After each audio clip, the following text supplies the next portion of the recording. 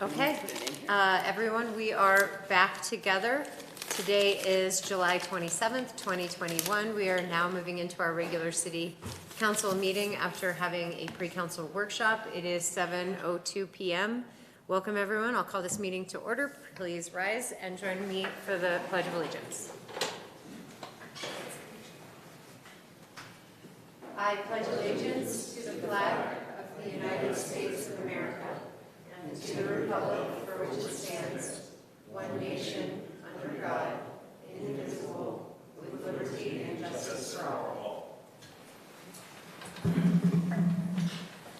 Section 4, citizens to be heard. If you are here for this meeting and you would like to be heard, there are forms outside that you can fill out that will have your name and information that identify you. It looks like we've got 2 here.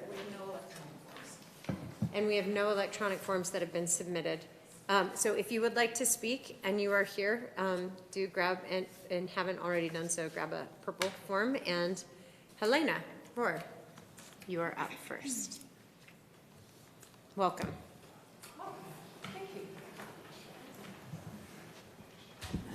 My name is Helena Rohr.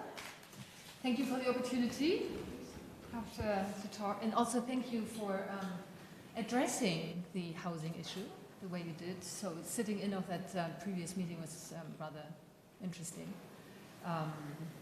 I own a piece of property in downtown Moab that I've been trying to help the housing situation with, but unfortunately it doesn't, the code doesn't allow. So hearing that the potentiality of RV or camping and all of that is potentially in the line. It's awesome to hear. What's a little bit off-putting right from the get-go is there is a whole lifestyle out there, and that wasn't mentioned at all. The people that actually choose to live in a van, that's kind of like the next level from tiny home living. The van lifers, all of those vans are pretty self-sustainable. They're seasonal workers occasionally. So when we're talking about allowing camping or RV, everybody thinks about hookups and all the technicalities that we need to think of, which would actually make it a little bit more complicated for a property owner to implement that, especially if it's a temporary scenario. Like, why would I put 20 hookups in there if it's a temporary solution? So ideally, just really think outside of that box, that those vans, those units nowadays, are completely self-contained. They do have gray water tanks. It's very easy to either have them go places to dump their water, or potentially have a gray water tank or a gray water truck come through and suck things out of the vehicles. I don't think that any of the property owners is interested in creating messes. So the enforcement part, I do understand, it's probably tricky, but me as a property owner, I would sign all kinds of papers and saying you can totally be aware that, or be rest assured that I am going to have a lookout every night or every day, because I have no interest in creating a health hazard on a piece of property. What I'm personally interested in is the opportunity to help out in a situation where even 5 spots would be incredibly helpful. People do choose to live in smaller places, not necessarily because they have to. It's a new way of living. I grew up in Europe, and when I came over to the States, I was surprised how many people have a 2-car garage here, or even are accustomed to 2 bathrooms. It's just a different way. Yeah, it's like the more you travel, the more you realize, less is more.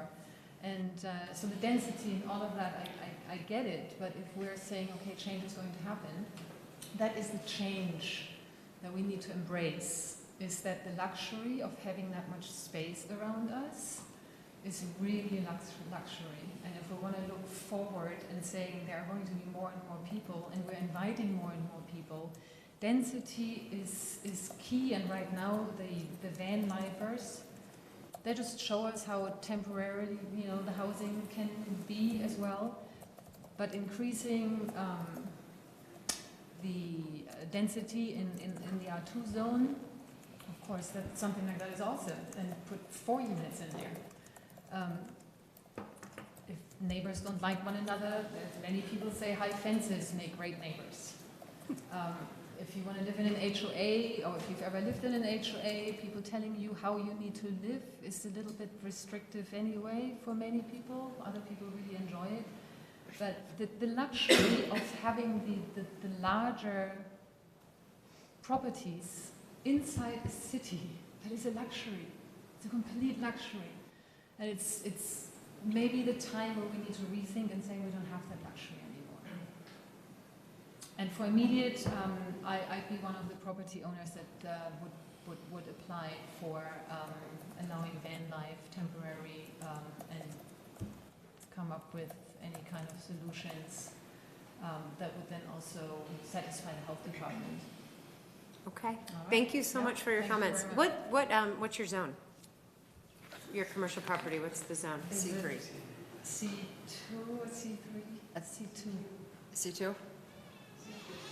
C2. Thank you so much. Okay, thank All right, you. thank you. Thanks. Latest pickup line. Sarah Melnikoff. New topic for you. Yeah, Recycling. I never speak about recycling.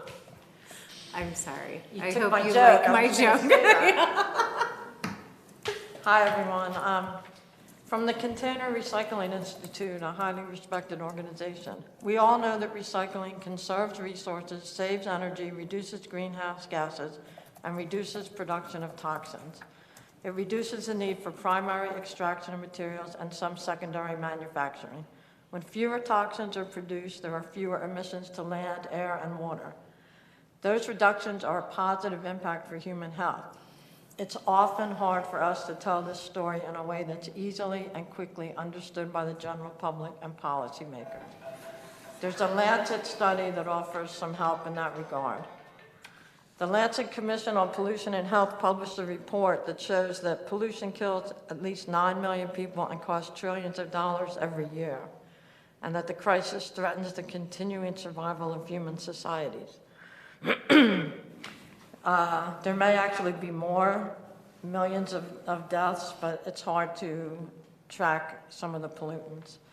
So the report calls for a circular economy, which means sustainable long-term control of pollution will require that societies at every level of income move away from a resource-intensive and a wasteful, linear take, make, use, dispose economic paradigm toward a new one rooted in the concept of the circular economy, in which pollution is reduced through the creation of durable, long-lasting products, reduction of waste by large-scale recycling, reuse, and repair, removal of distorting subsidies, replacement of hazardous materials with safer alternatives, and strict enforcement of pollution taxes. A circular economy conserves and increases resources rather than taking and depleting them.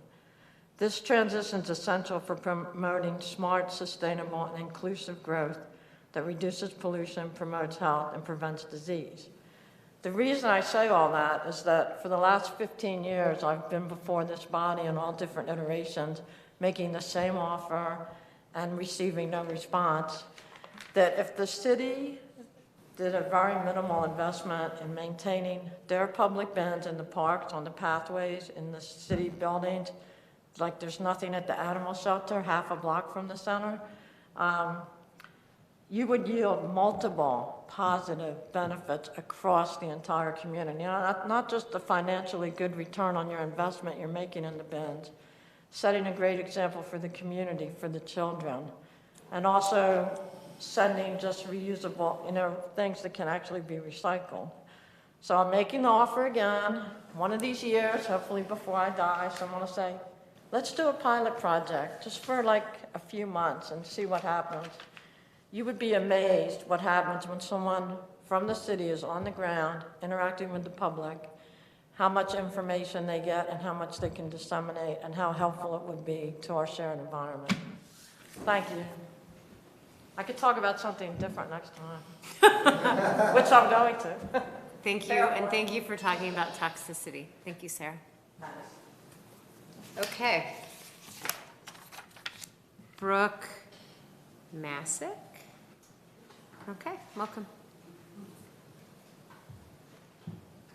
Hi, everybody. My name's Brooke Masick. I live here in Moab. I have just quickly a few notes. I came in last minute to hear some of what you guys were talking about with the housing opportunities. I'm really happy to hear what, some of this conversation happening. A few years ago, I actually was working with Helena on trying to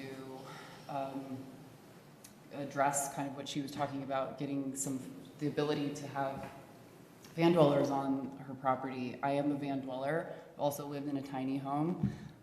They're great alternative lifestyles, but I just want to echo that folks who live in vans, we want to abide by regulations. So if you have a framework for us to live legally in our vans, we're going to try to do that. It's we also have the opportunity here to be leaders in this area.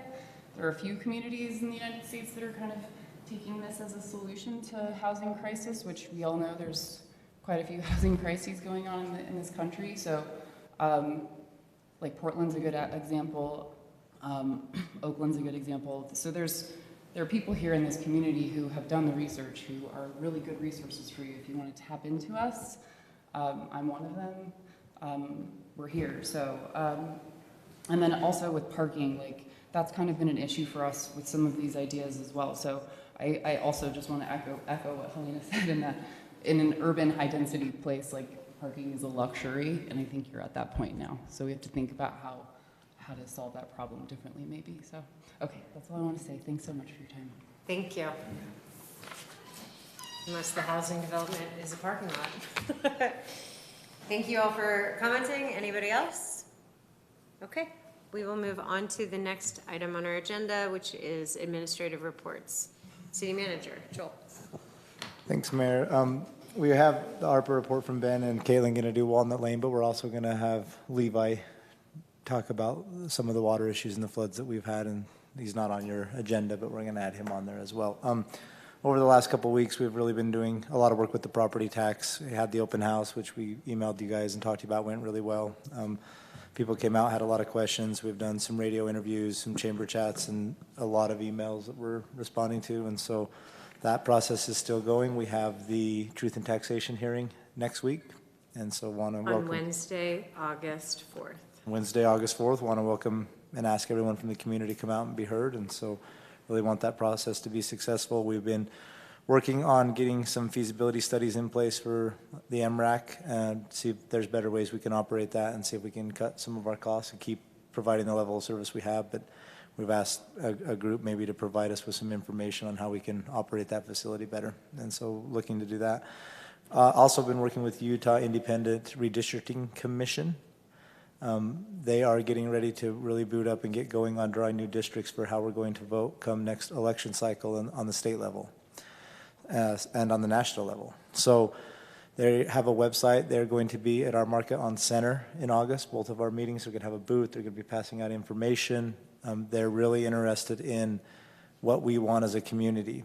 My meetings I've been having with them, I'm really pushing the idea that there's no reason for Moab to be split into two separate districts. There's only 10,000 of us. And so really want to get that information into them and give them that feedback. Their webpage has a portion where you can draw your own district maps. And so if you want to geek out, that's something you can definitely do and get them in and get them reviewed. They're looking to start drawing the maps end of August. September and October is their feedback period.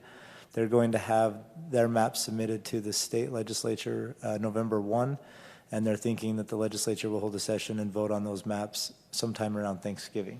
So that's the window that they're looking at. Still tracking and monitoring COVID. CDC release. Are we going to be working with our lobbyists to advocate for Moab to be redistricted Yes. as a unit as Yep. opposed to a split? Yep, and we've kind of started that process. Like I said, we've had meetings with this board. This board is just a recommending body. If you recall 2 years ago in the election, citizens of Utah voted to draw these districts through this independent board directly. The state legislature didn't like that idea, and they redrew it that there'll be a recommending board, kind of like a planning commission to this body. So the maps they present end of October, 1st of November, are recommendations. The state does not have to use them. They don't have to accept them, or they can. So hopefully, citizens of Utah get really involved and stand up for what they voted for. And I'm glad we're working with our lobbyist. Yep. Thanks. Yep, and hopefully the members of the state of Utah get really involved in this process and put pressure on the legislature to adopt the districts that are drawn by this independent committee, because it's what we voted for. So hopefully everyone gets involved in that. CDC released new mask guidelines today. We're monitoring those right now under the guidelines. The way they drew them out today, it won't affect Moab yet. We'll continue to monitor the crises and And that's Depend- because Grand County is currently in low, correct? Yes, And our- the CDC is requesting masking of individuals, even if vaccinated inside, Yep. that are in high risk? Some moderate and some high. So they're doing it on a county basis now, which gets a lot more technical. But so we're going to just monitor that from our perspective. Grand County has a decent vaccination rate compared to most of the state of Utah. Our numbers are staying low relative to other areas. Just in the region we're in down here in southeastern Utah, we're a lot lower in transmission rates than most of the counties around us, despite our visitation levels and everything. So it's pretty interesting if you're into science to watch that. But we'll keep monitoring that. Levi, if you want to step on up here and talk runoff and flood and fire scar burns and all that fun stuff.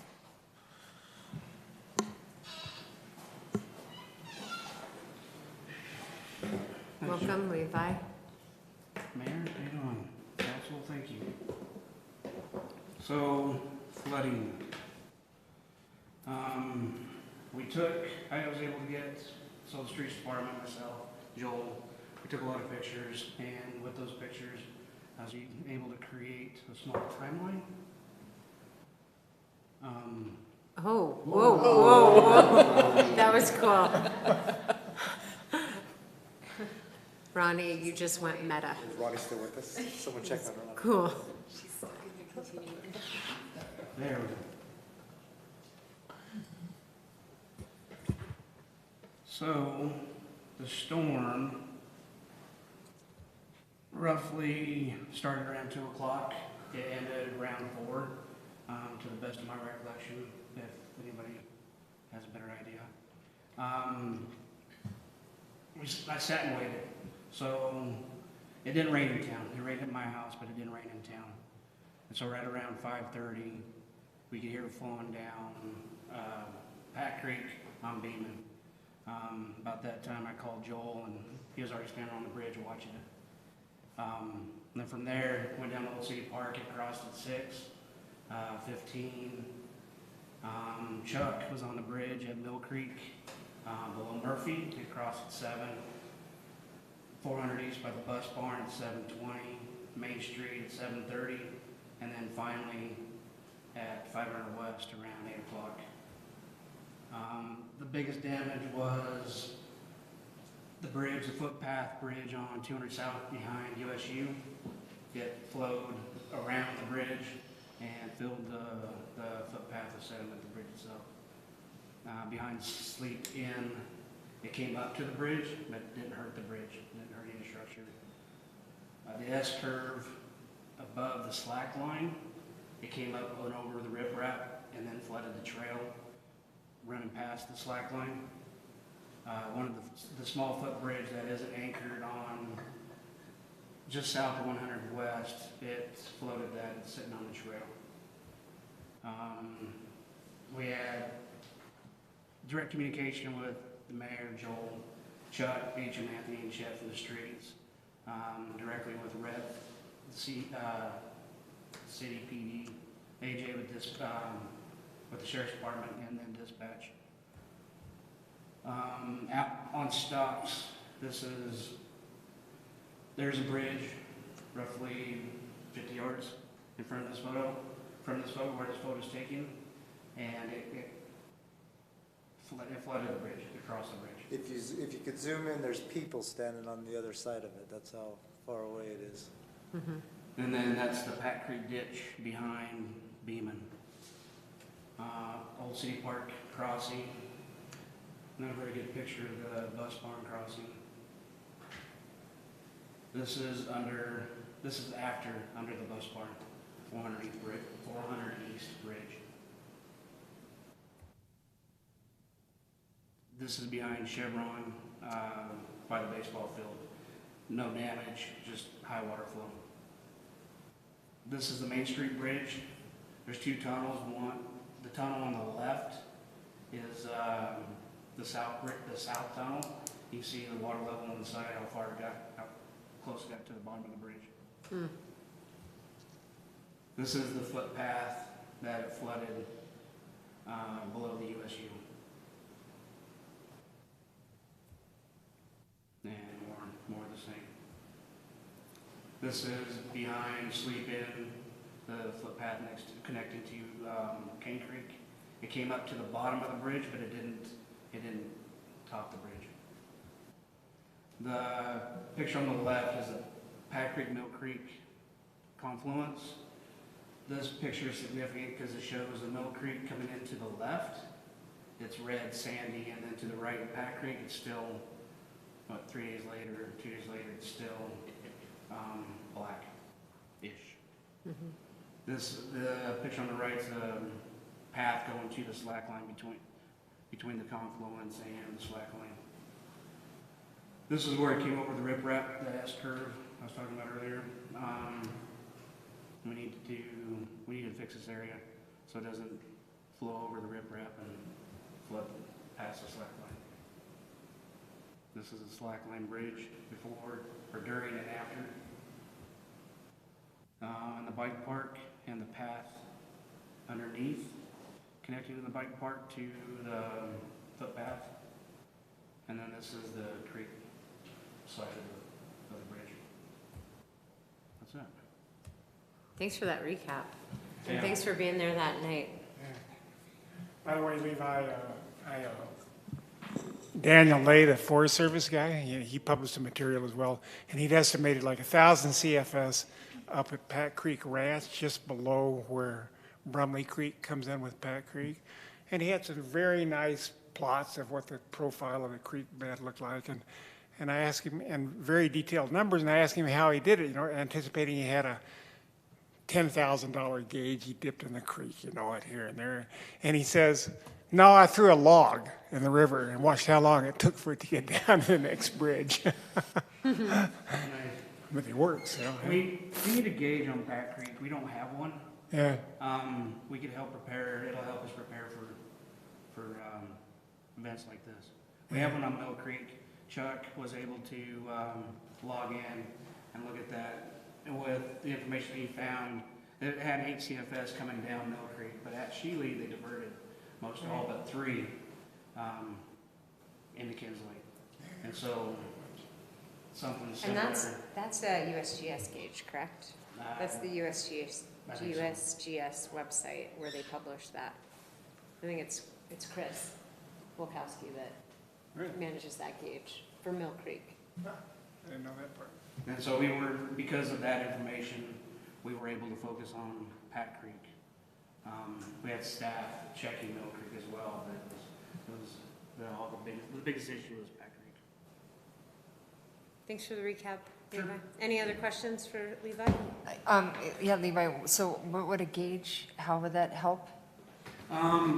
So the storm ended right around 4, and then it crossed Spanish Valley at 5:30. So it would give us more time to prep for an event. Sandbags. It takes time to build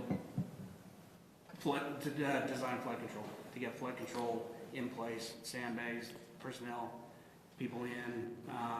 It was dinner time. I called my streets guy. I said, hey, we need to start checking trails. He's like, I'm eating dinner. I said, all right, well, we got to go. It would let you know the amount of water that's coming down the flow. So it gives you 2-hour head start, 2.5-hour head start on exactly what's coming. Thank you. Do you have an estimate of how much the fiscal impact? How much is it going to cost to fix stuff? So it didn't destroy any of the bridges. From what I can see, there wasn't any structural damage. We're not able, some areas like under the bike park, we're not able to get in there yet. It's still too soupy, it's still too dangerous. gonna have to let it dry out a little bit before we can get it out efficiently with equipment. So it's hard to tell. From initial observation, it looks like that's fine. The areas we need to work on is like that esker. We need to build it up so it doesn't overflow, and it flooded the slack line trail right there.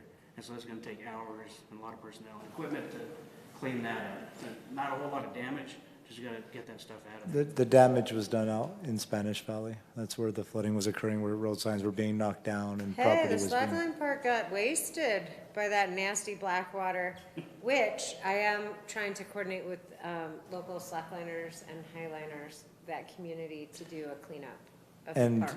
Mona, who is our code compliance officer, went out yesterday and went through the areas of the floodplain that are in our control, and we'd tried to get people to clean it out before, because we knew kind of some of this was going to happen, but we went out and she's looking to make sure people are taking down debris, moving fences, getting it cleaned out again, so if we have another similar event, it's not plugged from all the debris from last time. But some of the debris is in areas where I'm not quite sure how we're gonna get it out in a quick manner. And there was one area where a fence was constructed illegally and a lot of debris built up in that area, and it's down in the mess of it, so still trying to figure some of that out.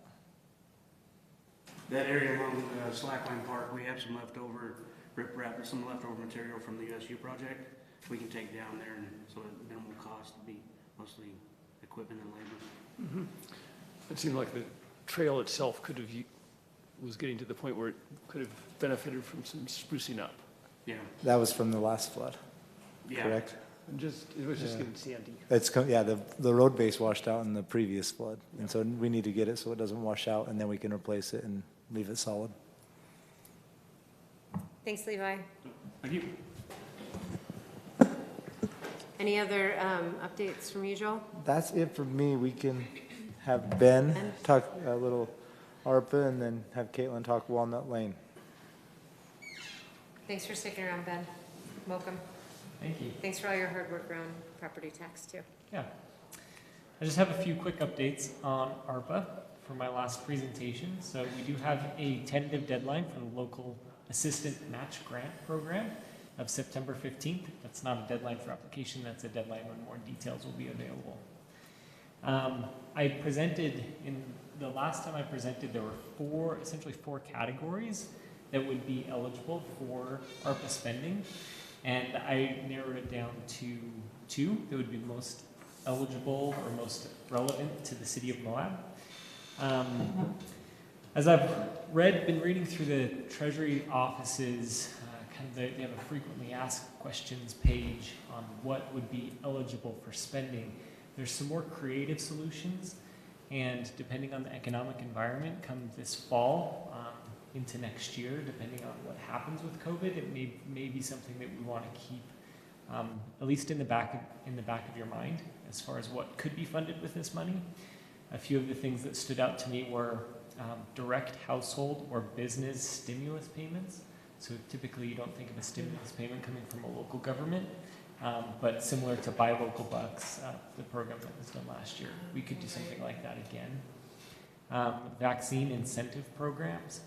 So you could actually, you could actually have a financial incentive for vaccinations, and back to work incentives. Those are just a few of the things that stood out to me. So not to draw away from the idea of the affordable housing and infrastructure projects that we proposed previously, but there are other creative solutions that could be sought out using that money. So that's my update on ARPA. Thanks, and thanks for that reminder. That Buy Local Bucks was a big hit locally, and it was a small amount of the big pot, and that was a good reminder. Thank you. Do we know our vaccination rates? Good When question. I looked the other day, it was 62.2%. Sunday. Is that right? If we're dipping back in the land of despair with the Delta variant, I'll ask somebody to come for our next meeting Okay. to give updates from whether it's the health department or the hospital or somebody. Caitlin, welcome, Walnut Lane. Thanks for having me again. Okay, so we're gonna walk through a kind of similar presentation that we saw about a month ago, just to use the same language, same process. Just wanted to provide you a quick update. You know, we did an update at our last meeting. We are still in the period of notice of default or notice of cure for IndyDwell, which was sent on July 1st, so that they have until August 2nd, which is next Monday, to cure. So kind of, you know, putting out, I explained this last time, but just as a reminder again, in the letter, the reasons for default that we sent them, or that they did not provide us the irrevocable letter of credit / didn't meet the performance bond requirements. They have not complied with the scheduled performance that they submitted, and they have indicated to us that they cannot perform the agreement for the agreed upon sum in the contract, which is $1,080,300.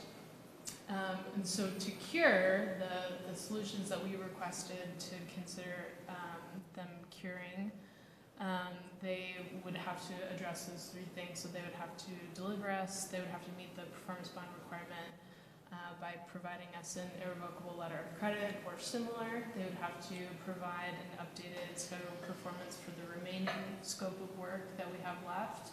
And they would have to provide us written assurance that they can perform the agreement for the agreed sum. So that's all, I mean, that's like summarized version, but that is the language in the letter that we sent them. So going back to the decision trees that we went through a month ago, the first decision that we decided on June 30th was whether or not to issue this notice. And we said, yes, we're going to send it. And so Lori and I did that the next day after that meeting.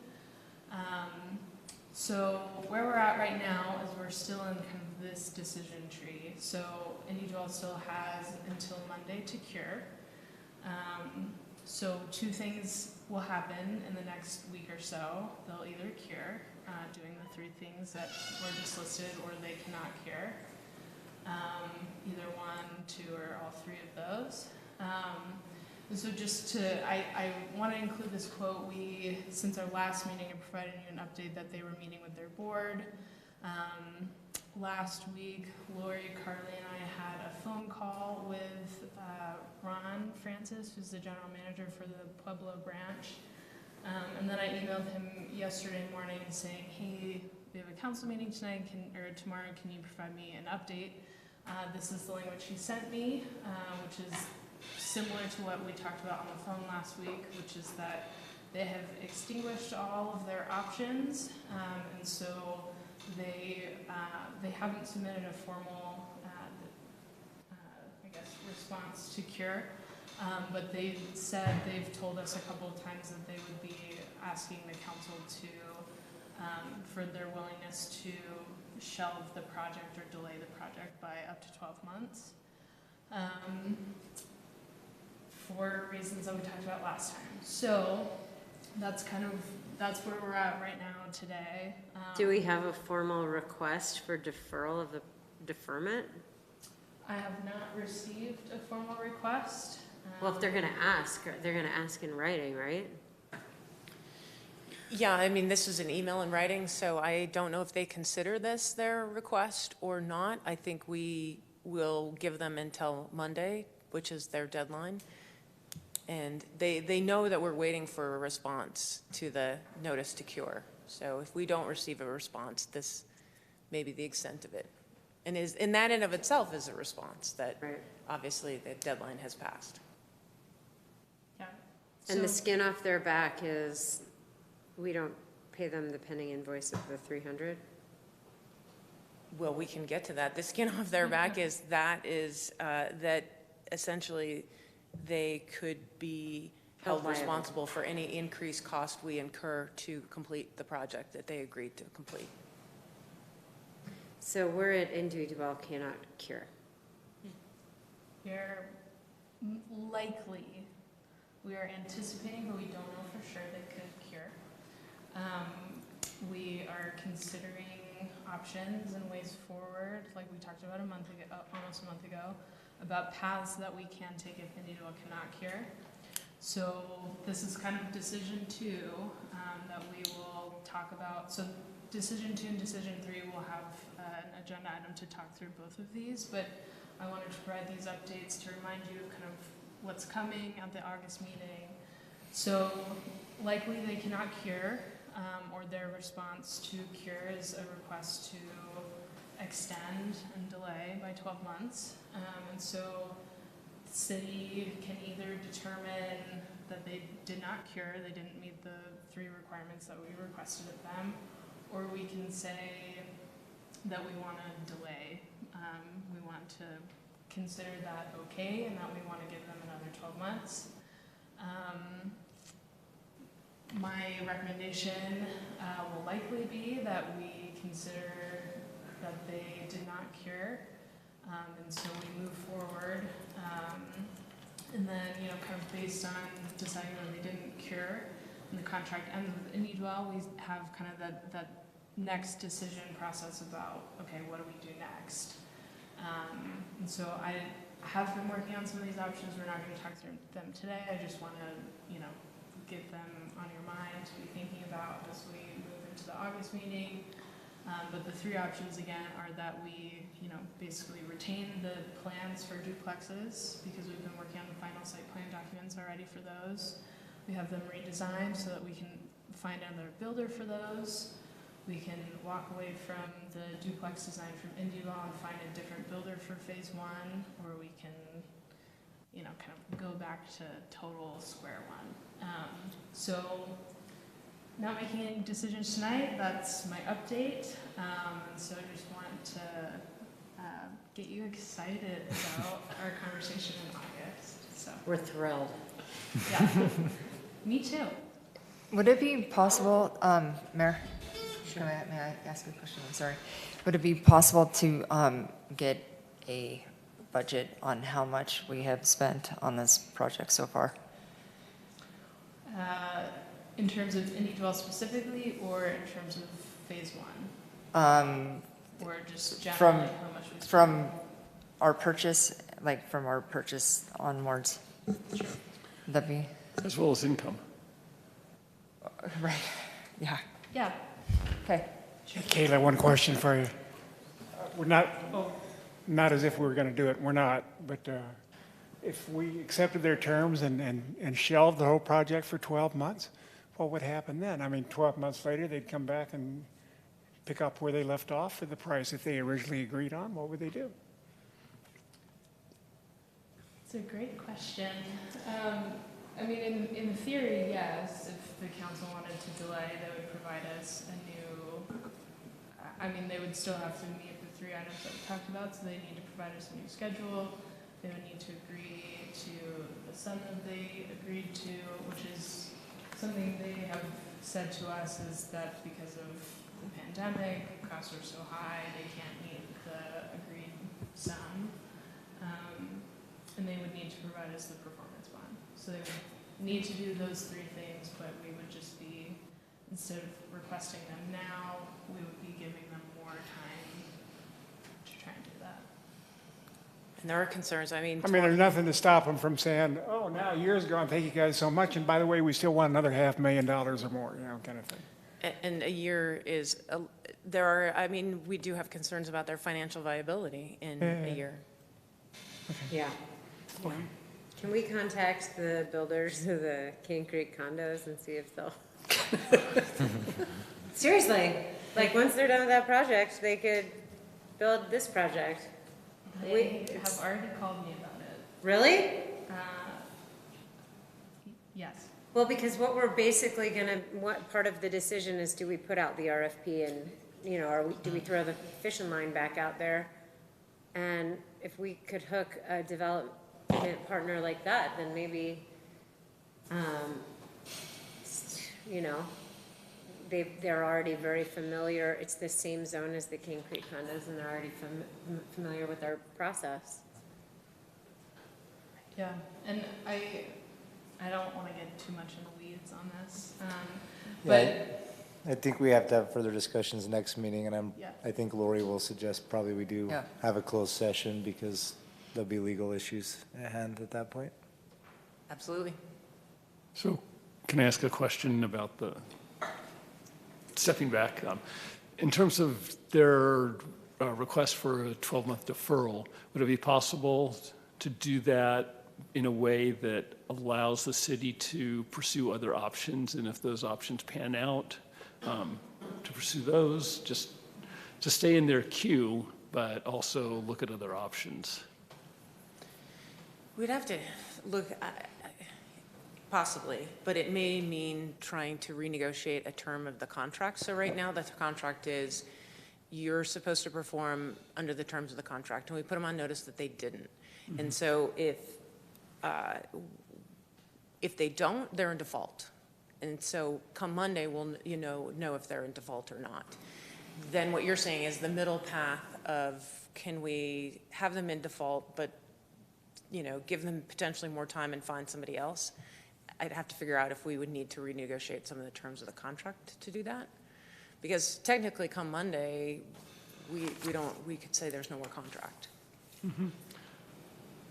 But just, In order it seems possible that over the next year, the city wouldn't necessarily find a better option. And so it might be to the city's benefit to stay in their queue at the original terms. And then if we don't come up with something better, then, and prices or whatever conditions change that allow them to deliver, we're a year behind, but it's still better than perhaps other options. So I don't know that, but I just wonder in terms of keeping options open, and it seems like if that were if they're in default, then there's room for negotiation. Right. Okay. I don't expect you to answer it, but just a thought to. Yep. Yeah, good topic for our next, yeah. Okay, anything else? Thank you, Caitlin. Frustrating. But we're close. Okay, mayor and council reports, agenda item number 6. Quiet mid-July has been nice. I just wanted to say thank you to staff for the open house for the property tax, and for a couple council members that attended, Tani and Karen. Thank you both very much for attending that. There is in the works a celebration for 9/11 that's being planned for Suwannee. And I'll get more details as they form. It's being planned by the churches as a all faith come together to celebrate first responders, police officers, EMS, and others of our community. So I think it's going to be a really nice way to celebrate 9/11, especially as it's the 20-year anniversary. How about commemorate? I don't think we celebrate that. Yeah. Yeah. Well, it's celebrating the first responders. Yeah. Yeah, it's a different word. And then thanks to Levi for Public Works being so on top of the debris flow. Chad, Oscar, and I were out there watching the flows come. We were at each bridge, kind of watching it hit, and it was really nice to have staff out there monitoring. That was really comforting, and making sure that people were safe, and that they were communicating really well. And even TJ Brewer, our fire department chief, was there, and it just felt like safe, and it was also like super local. Like all the locals were like coming out, and it just kind of felt, disaster brings us together kind of thing. But Chad didn't get in a back rack? Chad was like totally like, should I? I'm like, no, you can't vote this. But like Mill Creek was just muddy until Pat Creek came in, and then it was just yucky. And then we went to the Colorado, and you could really see the defined, it just was like, it's really stinky stuff. But carbon is good for the soil, so. What else? I don't have to talk about that. August 11th coming up is a big day. 2 things. Congressman John Curtis is coming to town, and he's doing a town hall. And then also it's the free pool day with our PD. and there will be hot dogs, so free pool and hot dogs to celebrate our police. And that's from 1:30 to 4:30 at the MRAC. That's it from me. Like, nobody was having meetings in July, which was nice. Mayor, on the police thing, I just wanted to state the brewery donated all the food for that event for the community, so I just wanted to make that known. That is really cool. And thanks to the Moab Brewery for that. I intend to eat one of those hot dogs. Okay, Ronnie, you're up. Okay, I'm unmuting, and sorry, I have apparently a shadow following me. We had our EMS board meeting on July 20th. Our busiest 3 months on record ever were April to June of 2021. Local call volume was at 56%. If I check my note right, and I'm just gonna pull over to my document here. Which is kind of a normal split going back to 2010. But what's kind of interesting is some of us asked, well, it seems like our visitation goes up. So with that, you'd expect the percentages to change. So I just thought this was an interesting comment that Director Smith made was when the stress level in town goes up, more locals have health issues. And, stress and anxiety go up. And so staff do sometimes comment that it might be a tourism-related issue there. But he also commented that our demographics in town are changing, and we have more older residents now. The heat, I guess, is playing a role too. Apparently one day in Arches, we had 5 heat-related calls. Let's see, what else? Some EMS staff are helping with wildland fire calls. I think I mentioned this in the past. It's one way for EMS to gain extra funds and also help out with requests for that. So we are very busy, so if something happens, if we have staff, it's a little bit easier now because there are situations where you can just send out one person as a line medic instead of sending the ambulance out. There was a tour of the new EMS facility. I was out of town, but I think Joel went and maybe some of the rest of you went. So I know future possibilities will be available if people want to see the new facility, which does include some sleeping facilities for folks who are on call. Let's see, what else? We had our System of Care Regional Advisory Council meeting for Grand and San Juan counties. And this, as a reminder, just to remind people every time, has to do with the high fidelity wraparound program that is offered to local families, which basically can help you if you have children in your family who may be having emotional or behavioral issues and have some needs, which in some cases, historically or in other communities, children are sent out of the community for, but they're really trying nationwide and especially in Utah to try and keep children in the community and to help them thrive in the home, the school, and the community. So there are a lot of services that can be provided and support that can be provided. So they are just always trying to let the community know that they have the ability to help more families. And the contact there, our Eastern Region coordinator for Utah in town here in Moab is Becky Hinchcliffe. They are available to help, so please talk to them. I also had an interesting exchange about COVID-19, just some other little details, if helpful to anyone, with our Southeast Utah health director.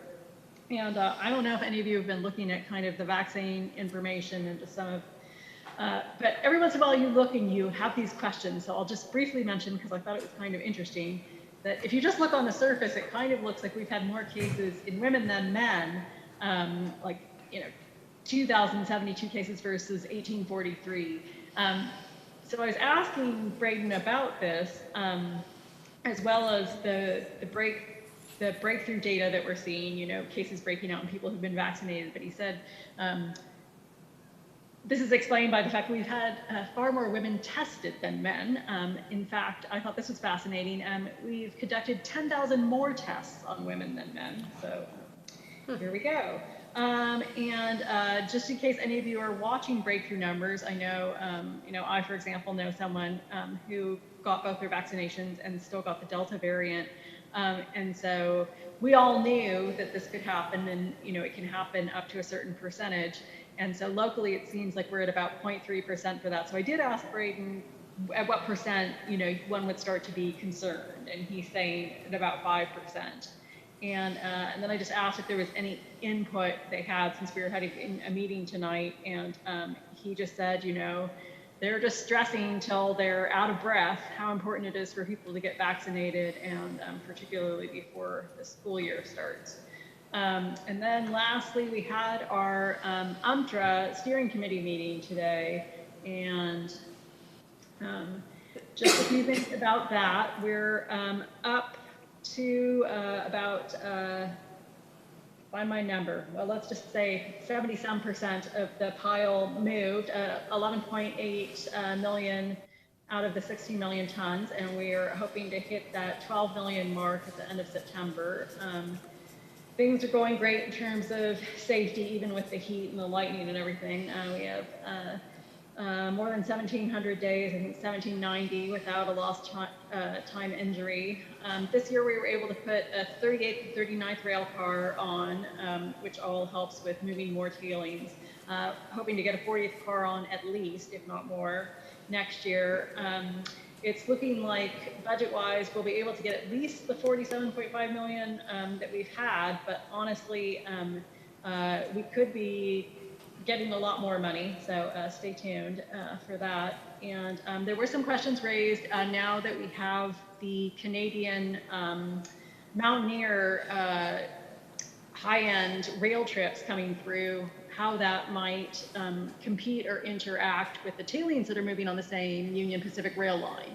And so you guys may know, but freight takes precedent over passenger rail. The project has been told that will continue to be the case. So I guess that'll be something new for us to learn about. I think that is about it. Thanks. Thanks, Ronnie. And thanks, just real quick check-in. How's it feeling in Zoom land? Oh, good. Thanks. Yeah, Summer checks in with me once in a while about graphics and sound, so that's all good. We have a little bit of grainy graphics, but it could be on my end too. Well, what's nice is that we've finally stepped into this true electronic participation hybrid model. So thanks for being the guinea pig. And you're really loud and clear over here. So this is really nice. Thanks, Ronnie. Oink, oink. I can't remember the sound a guinea pig makes. I guess it's more of a, okay. The guinea pig would be like, okay, Mike. Just I don't know. Apologies. I'll wait. It's okay. Just one short story about how your local county government can spend, or the city for that matter, with better luck we won't, spend $250,000 and have nothing to show for it. So the Ken's Lake stores irrigation water mostly out of Mill Creek. The lake's been empty because of drought. So the county has been interested in trying to pump water out of the ground, out of the Valley Fill aquifer, and send it to places that would ordinarily be getting water out of the lake. So they purchased the water rights from one owner out way up the valley, only to find out that his well was all mudded up, all corrupted. It would kind of collapse. Wells don't last forever, as it turns out. I just learned today. So anyway, the county decided to drill a new well like 20 feet away from the old well, and they hired a local driller to do it. And the way he elected to drill is with drilling mud. It's a recirculating mud, bentonite mud that has unusual properties that makes it useful. But unfortunately, he at one point put a whole semi-truck worth of drilling mud down the hole and then walked away for a day and a half. And meanwhile, the hole hit some fractures. Nobody's quite sure exactly what happened, but basically it lost circulation. The mud didn't circulate, and it got stuck down in the hole, which not only plugged up the well, but it plugged up the aquifer around it, and kind of ruining everything. So as of a couple of weeks ago, the county we had the driller and the supervising hydrologist whom the county had hired to oversee the whole thing, doing a lot of finger pointing over the one guy was remote and one guy was there saying, oh, you should have told me to do this. And the whole thing was recorded for the benefit of the lawyers because it's sure to go to mediation at some point. Wow. And so the original contract was for about $200,000, and the driller wanted to know why he hadn't been paid, and that's because everything was basically all fouled up. And so they elected to spend a little more time and possibly more money, which the lawyers will argue about who's responsible for, in an effort, last-ditch Hail Mary effort to fix the well. And it's unlikely, nobody's holding their breath. So it's just kind of an example of how things can go wrong. So, Mike, when you say the county, do you literally mean the county, or do you mean GWISA? GWISA. Okay, thanks. Chuck, did you want to share any? No, I'm just standing there. Okay. Chuck, by the way, did invite me up today to look at our new well, number 12, and I had a great time. The hydrologist up there was very helpful and taught me a world of good stuff. So I'm thankful to Chuck for that invite. Yeah. Is that it? Thanks, Mike. Tani? I don't have a story. And I really don't have anything. I didn't have any meetings either. But I do want to thank Levi and Public Works. There's been some problematic parking on 400 North between 5th and 6th West, and some of the residents were just brainstormed with some ideas, and they now have resident-only parking signs in front of their house. Some of the curb has been painted red, and it won't solve everything, but it was a start. And I think the residents and the neighbors came up with good solutions without pointing a lot of fingers. They realized that the visitors need to park somewhere, but they seemed pleased with what was done, and thank you, and thank the staff. Thanks, Tani. Karen? I attended the community open house for property taxes for 2.5 hours and spoke to 5 residents. I think there was 12 that showed up. Yet there's a lot of talk in the community, so I've been meeting with constituents to talk about property taxes. And then I completed, our airport board meeting was canceled one more time. It is going to be held next Monday. And I completed the course offered through USU and the LUAU, LAU, the Land Use 101 Powers and Duties. And I've had a couple meetings with Joel and had a great conversation about camping and C2. So that was me. Thank you. Thanks, Karen.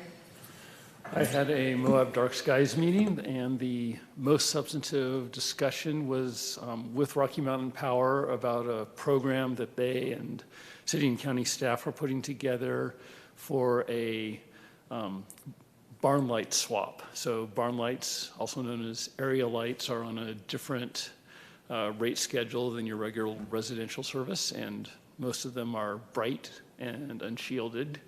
And Rocky Mountain Power is now installing LED versions that are full cutoff. And so in advance, this would be a way for people in advance of the end of the amortization period, which we're about 2.5 years out from, to upgrade their area lights basically at cost. It would happen. The city is also talking to Rocky Mountain Power about swapping out our city-owned street lights with ones that would be compliant. So this would happen concurrently with that to take advantage of Rocky Mountain Power folks being here in the area. Because that was really expensive. I kind of remember the presentation we had, and it was before COVID, so BC. It's so long ago. Is it worth it for us to kind of revisit that presentation to just remind people where we're headed and like property owners what's going to be asked of them? Yes, I think it would be good. And Mila's involved in Moab. She's going to the meetings now, and she's taking the lead, as I understand it, and working with Ben on the finances of the city streetlight swap. And also how this area light swap program would work, so. Well, yeah. she would be making her salary back and more if we got a big grant to convert our streetlights. Oh, I don't know, yes. If that's something. No, but this was that's specifically about possible, this too. area light swap program to offer a discount to private property Yeah, owners. Yeah. So, and Kaylin, is it area, I mean, when you say it's a barn light, is it literally like I mean, what sort of? So they're typically these bright orange lights that are typically either mounted on a Rocky Mountain power pole or on an outbuilding, and it basically is used by people who want to have a lot of light in their yard because they're just security or animals or whatever. So it's off of post and what? No, Yeah. Okay. That was my only formal meeting. I met with the Salt Lake City Solid Waste Sustainability Lead because they are considering, he's been directed to consider tools to reduce bag waste, which could take the form of a bag ban, but they're also looking at a bag fee, which other communities have used. So he's sort of doing a deep dive on it, and he was Do just. we have a back ban? We have a bag ban, but Salt Lake City doesn't. Oh, I'm sorry. Okay. Right, so they were just curious about our experience.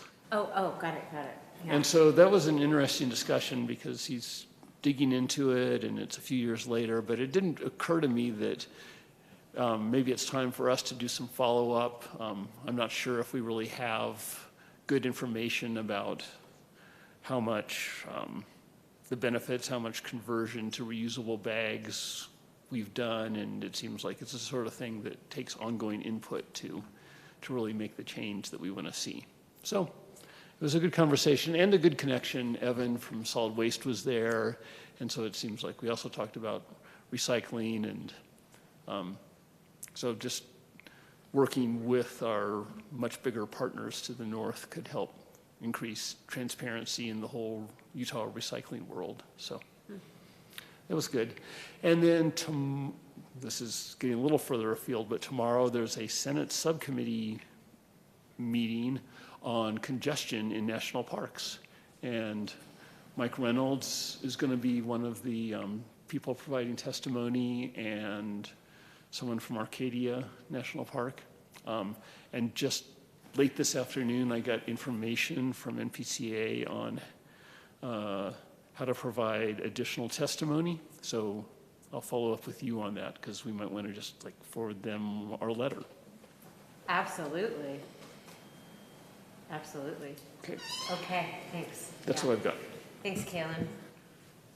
Thanks, council, for all your work that you do in the community. And now we are on to item 7, approval of the minutes for July 13th, 2021. Is there a motion? I so move to approve the minutes for July 13th, 2021. Is there a second? Second. Thank you. Discussion? I just had some edits. I sent them to Summer. Thank you, Summer. Okay. I'll call for the vote. All those in favor? Aye. Motion passes 5-0. Section 8 of our agenda, old business, 8.1, update on UDOT and the US 191 highway widening project. Okay, so Chuck was just going to do this as an admin report, but I asked him to just do it as a notice, as an agenda item, because it's going to be helpful to know what's going on with 191, as well as all the peripheral projects, but not specifically hotspot, because I think we're hot on the spot, but we got some other stuff, specifically the Northeast Roundabout, the Hawk and the Path, and all the other stuff. So thank you, Chuck, for entertaining my request. Yes, anytime. Good evening. So the update on the 191 widening project is the highway should be open to full width by August 6th, full time. Meaning like right now, we've been narrowing it down to 2 lanes. Wait a minute, hold on. We started with, should we all clap? Okay. Okay. Yay. Yeah, and so what that means is on the, calling that the main line, that there won't be any more closures. They'll be done moving the water valves and doing the sidewalk work, which is what they've been doing now. But the project itself won't be done.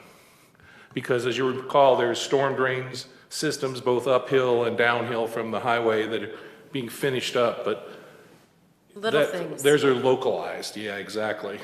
So, and they're working real hard. It could happen a little bit sooner, but they were comfortable with August 6th as the date.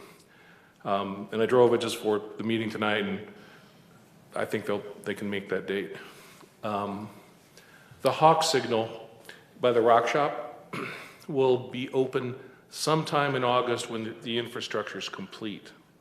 So just for clarity, this shared use path on the east side of the highway that we paid 50% for with UDOT to extend from 500 West down to the Rock Shop where it's going to cross at the Hawk Signal, that's almost 100% complete. You know, they're cleaning up and stuff like that. And then we have a separate contract with the contractor, LeGrand Johnson, that they will do the shared use path extending from the Hawk intersection to where we ended the path about 300 on Emma Boulevard. It's about 300 feet of uncompleted shared use path. But that's in the works. So that's going to happen too, hopefully in August. But you know, they've been using that area as an equipment yard and a materials yard. So they've got to get that out of there and move in and get that shared use path. And so I'm in communication with UDOT, and we're talking about strategically, when do we light up the Hawk light? You know, do we do it when we don't have that last 300 feet completed? I've been saying no, but, well, that's what I think, but yeah, so I agree with you. But so they're still open for discussion, you know, because they've got their protocols and everything, but I just want to make sure council understood that missing 300 feet is going to happen soon. The off-highway storm drain work will continue until September. So that's up on Cermak and then down below 500 West, delivering the water down by the wetlands. The one time you will see the lanes closed again will be in October, and there'll be temporary lane closures because they'll come back and hydroseed all of the disturbed dirt, you know, along by the sidewalks and the slopes and such. And mid-October is UDOT's prime time based on growth records and that of having that hydroseeding take. So, you know, they don't want to do it now, even though, hey, it's raining, but, you know, if we were to get the big rain, it would just wash it all away, you know? So, and interesting tidbit, wettest month of the year in Moab is October. There you go. I am making this face though, because it's also busy time of, Yeah, well, but they're not going to, you know, I don't think, they don't anticipate closing down the whole 2 miles and for days at a time. It'll just be, you've seen them do hydroseeding before where they put the hay bales and they spew out the side and then be moving along. yeah.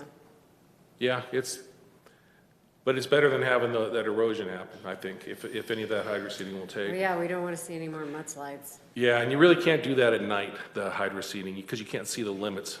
No, seriously, we've talked about it. It's just one of those activities. Some things you can do at night in construction, but that's not one that you can do. Well, thanks for that update, because I think if we started seeing cones in October, we'd lose our minds. Right. So thank you. So And how then they that end helps up, us comment to the community what's happening in October. Thank you. Sorry. how'd they end up doing contract-wise compared to their original estimate? I mean, they in budget, in scope, on time kind of thing, or? Well, they're going to be over the original contract budget, largely because of the subsurface conditions. They encountered a lot of rock that they didn't anticipate, and that's what really slowed them down. I don't know if you noticed when they were working on that area by 500 West, they had that wheel, it's called a rock wheel, that just had massive teeth on it, and it was the only thing they could get to trench, and they had to bring that in from Pennsylvania at some like $3,000 for shipping and, you know, $10,000 a week and replacing teeth daily. to get through there. But because it's a gravity system, it was important to have the elevations there, so, you know. Chuck, I was going to say, at the June UDOT Transportation Commission meeting, they received $1 million in extra funding for the project. So we didn't get stuck with the extra work then, UDOT did? That's correct. Yeah, no, Wasn't our project, wasn't our no, price tag. if you recall, we contributed, $2 million towards the storm drain, but there's been no discussion about us owing them any more than that, and I don't think there will be. So the cost will be borne by UDOT. And on schedule, they'll likely be complete in October, after the hydro seeding is done. Some things come into play, weather may impact that, but the contractor wants to be done as much as everyone wants them done. I can assure you of that. I attend weekly meetings, progress meetings, since it's been started. But so that's kind of the update. I thought those were some key dates and activities that you'd be interested in. Do you have any questions on that? I look forward to a ribbon cutting and a celebration. Yes. Hallelujah. And all of us being there with bells on. So Chuck, was it the water valves that needed to be, the levels needed to raise? That's correct. Is that also going to be completed by October? Yeah, we're hoping that that's done by August 6th. Oh, okay. The ones that are in the road, so then we won't have, that's what the temporary lane closures have been for over the last couple of weeks primarily, is going back, raising those water valves, and you got to pour a concrete collar, and you've got to let that cure until it reaches strength, so you have the steel plates over the top. And what about the ones in the sidewalks? Most of them are up now, I think, Oh, but they're okay. not all done. But those won't require us to have the travel lanes closed. Okay. Or the ones on the sidewalk. And then the shoulder, are the shoulders available for bicycling? There are 6-foot shoulders. My understanding of Utah law is you are allowed to ride bicycles on those shoulders. So we won't be painting it, but it's bicycleable. Yeah, because there's no parking. Okay. But that's what I've been told by UDOT is, yeah, and my understanding of Utah law is that unless it's posted no bikes, you're allowed to ride in the shoulders. But And why will would it you be- want to when you got a bike path? Well, in case you're just doing a quick little, like pulling out of Hugentobler and heading down to, to the Hawk, if it's just a block here or there.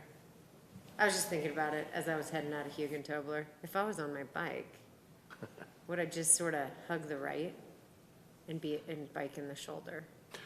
Yeah, I recall on the west side, there'll be curb gutter and sidewalk all along that way, and you're not supposed to ride your bike on the sidewalk, so you'd probably be better off riding it On the shoulder. on that shoulder to get to the Hawk or up to the bridge to cross.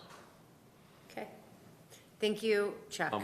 I have a little more report on other upcoming UDOT projects. Oh, yes, that's right. So there's a frontage road study south of town from Aggie Boulevard to Southgate Road, it's in the county, but it's down by the arena, I think. I don't know, Tawny, if you... It's right across from the road department. Yeah, okay, thank you. It's those condos that are right across, right next to KOA campground.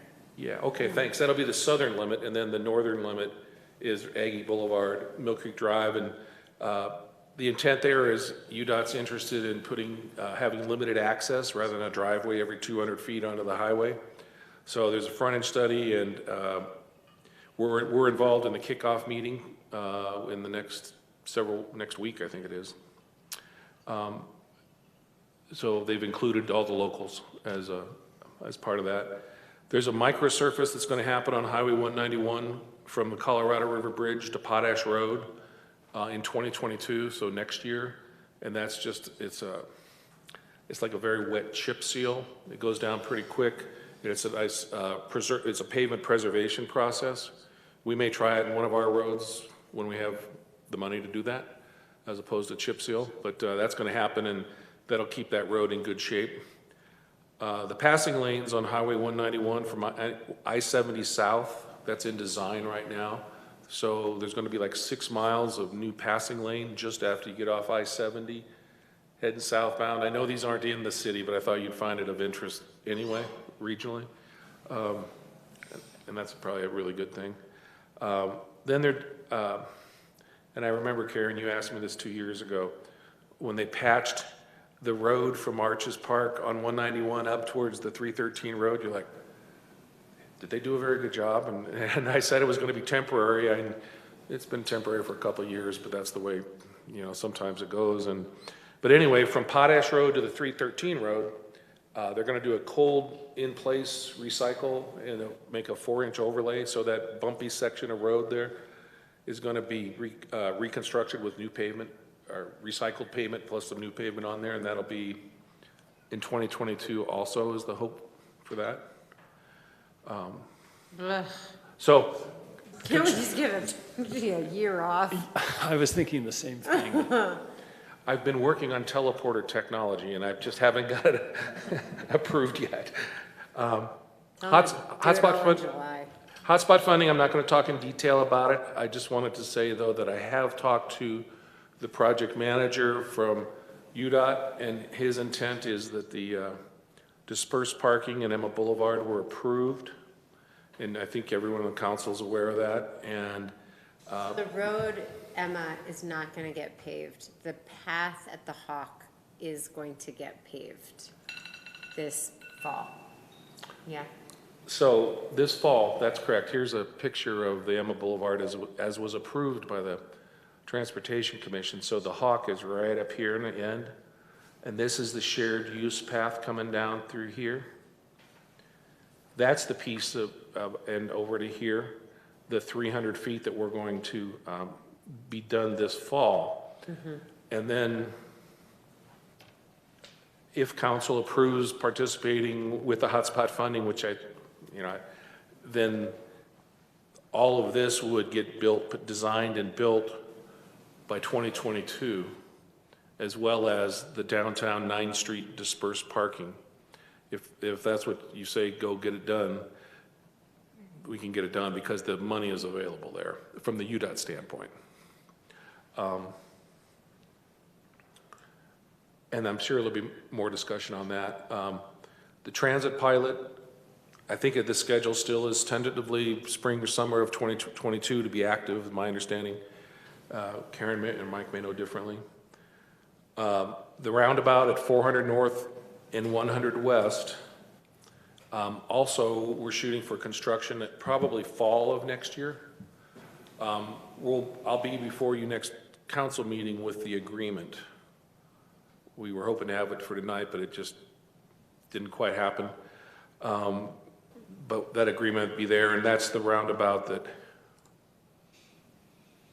this is very conceptual, so yeah. Don't believe that this is what it's going to look like because dimensions and this and that, but that's what we're talking about is in the corner of the park, there. And then the Emma Boulevard comes out here, and then here's Mi Vida over there. And then we fix the dip. Yes, the drainage dip down here will also get fixed. It'll get piped is what's going to happen there. And see how there's Piped and paved? Yes, absolutely. Yeah. See the ditch here that crosses the park? That's a drainage ditch that now takes the water that crosses 100 West in that dip. But they just put the ditch in the wrong spot because I understand. It's so frustrating. And we're gonna try and fix that. It's in the scope of On work. behalf of all of us that have stepped out of our vehicle into that puddle. I was really pleased. We did an add-on to the scope of work, and UDOT agreed to it, to extend it, so. So awesome. I had. Bunce's blunder. What'd you call it? Bunce's blunder. I don't know. He was the mayor after my father-in-law was, and he's the one that they blamed that on back in 60. I hope I don't get a blunder named after me. Your name doesn't rhyme with anything or work with anything. You can't even spell it. Then the uniform transportation plan is partially funded by, just as a reminder, because we're talking UDOT, partially funded by a UDOT transportation planning grant. We had a kickoff meeting with the consultant, and the next agenda item, when you're ready, will be to have our consultant come on and talk about that. But that's all I had, if there's any questions. One question, Chuck. Earlier in the winter, January, February, they were talking pretty heavily that they were going to put lights in at the corner of Spanish Trail and the highway. Is that still being discussed, or is that kind of fallen off? No. As a result of the regional transportation plan, they're looking at putting a signal in first at Spanish Trail on the highway, and then the second will either be at Aggie Boulevard and 191 or at 200 North and 191. At one point, they were discussing that that light was going to go in this year, though. Is that still? I don't think it's going to happen in 2021, but I do believe they're moving forward onto it to get it done, because I know it seems so far away, but as you know, they shut down the batch plant at Thanksgiving. And even though it's still July, it's going to come quick. So I don't think, they may be working on design, but I don't think they could get that constructed and built Yeah, I hadn't heard before anything winter. about it for the last few months, so I wondered if it'd fallen off. Yeah, they haven't abandoned it, but I don't think it's going to be construction this year to be construction next year. Okay. Thank you, Chuck. You're That was welcome. really helpful. Thank you so much. You're welcome. We'll move on to 9.1, new business, 9, section 9, agenda item 9.1, Unified Transportation Master Plan, public engagement process. So staff thought it was a good idea to come to council and explain early on what our public engagement process is. Recall that the county is the contracting agency with the consultant, and that's Kimley Horn, and we have an ILA with the county, so we're co-project managers and co-owners of this plan. And the public engagement, so we got Brent Crowther, who's the project manager, on the line, and he'll be leading both the project and the public stakeholder and technical advisory committee components of it. And because Summer was so cool at getting this together, I'm hoping that Brent has. Brent is here. I'm just having a technical moment over here, so we should. No worries. Summer, you've been doing such a good job. I'm loving it. And I'm even loving the picture of Ronnie. We have our speaker view, which is why that piece is showing. I see. So Yep.